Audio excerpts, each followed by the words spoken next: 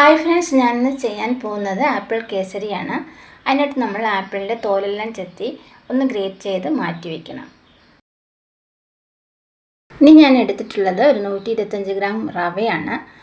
അതിൻ്റെ കൂടെ കുറച്ച് ഏലക്കായ എടുത്തിട്ടുണ്ട്. പഞ്ചസാര ഒരു 100 ഗ്രാം എടുത്തിട്ടുണ്ട്. കാഷ്യൂ നട്ട്സും മുന്തിരി എല്ലാം കൂടി ഒരു 50 ഗ്രാം. നെയ്യ് ഒരു 60 ഗ്രാം എടുത്തിട്ടുണ്ട്. ഇനി നമുക്ക് നെയ്യിൽ കാഷ്യൂ നട്ട്സൊക്കെ ഒന്ന് വറുത്തെടുക്കണം. വറുത്ത നട്ട്സൊക്കെ നമുക്കൊന്ന് മാറ്റി വെച്ചേക്കാം. ഇനി നമുക്ക് കുറച്ചുകൂടി നെയ്യ് ഒഴിച്ച് റവയെല്ലാം ഒന്ന് നന്നായിട്ട് വറുത്തെടുക്കണം. കരിഞ്ഞു പോകാതെ വേണം റവ വറുത്തെടുക്കാൻ. വറുത്ത ശേഷം നമുക്ക് റവയെല്ലാം ഒന്ന് മാറ്റി വെച്ചേക്കാം.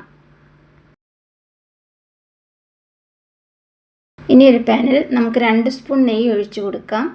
അതിനുശേഷം നമ്മൾ ഗ്രേറ്റ് ചെയ്ത് മാറ്റി വെച്ചിരിക്കുന്ന ആപ്പിൾ കൂടി ചേർത്ത് കൊടുക്കാം. പാചകം ചെയ്യാൻ നേരത്ത് മാത്രം ആപ്പിൾ ഗ്രേറ്റ് ചെയ്തെടുക്കുക, അല്ലെങ്കിൽ ആപ്പിൾ ഒരുപാട് നിറവ്യത്യാസം ഉണ്ടാവും. അതിനായിട്ട് നമുക്ക് ആ സമയത്ത് മാത്രമേ ഗ്രേറ്റ് ചെയ്തെടുക്കാവൂ.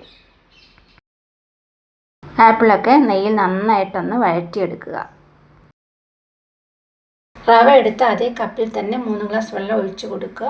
1 കപ്പ് റവയ്ക്ക് 3 ഗ്ലാസ് വെള്ളമാണ് ഞാൻ ഒഴിച്ചു കൊടുക്കുന്നത്.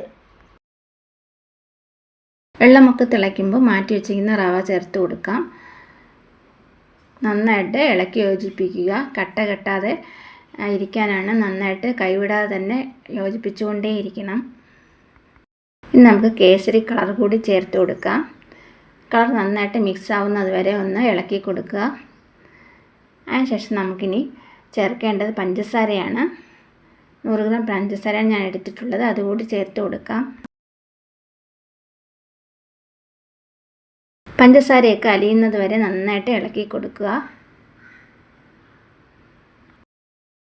കൈ വിടാതെ തന്നെ ഇളക്കി കൊടുത്തുകൊണ്ടേയിരിക്കണം. കട്ടയൊന്നും കെട്ടാതിരിക്കാനാണ് നമ്മൾ ഇങ്ങനെ ചെയ്യുന്നത്. ഇപ്പം നമ്മുടെ കേസരിയൊക്കെ തയ്യാറായിട്ട് വന്നിട്ടുണ്ട്. ഇടയ്ക്കിടയ്ക്ക് കുറച്ച് നെയ്യ് കൂടി ഒഴിച്ചു കൊടുത്തുകൊണ്ടേയിരിക്കണം. ഇനി നമുക്കൊന്ന് ഒരു 1-2 മിനിറ്റ് ഒന്ന് മൂടി വയ്ക്കാം. 2 മിനിറ്റ് കഴിഞ്ഞിട്ട് വീണ്ടും നമുക്കൊന്ന് തുറന്ന് നോക്കാം. അതിനുശേഷം നമുക്ക് നമ്മൾ മാറ്റി വെച്ചിരിക്കുന്ന ബാക്കി നെയ്യ് കൂടി ഒഴിച്ചു കൊടുക്കാം.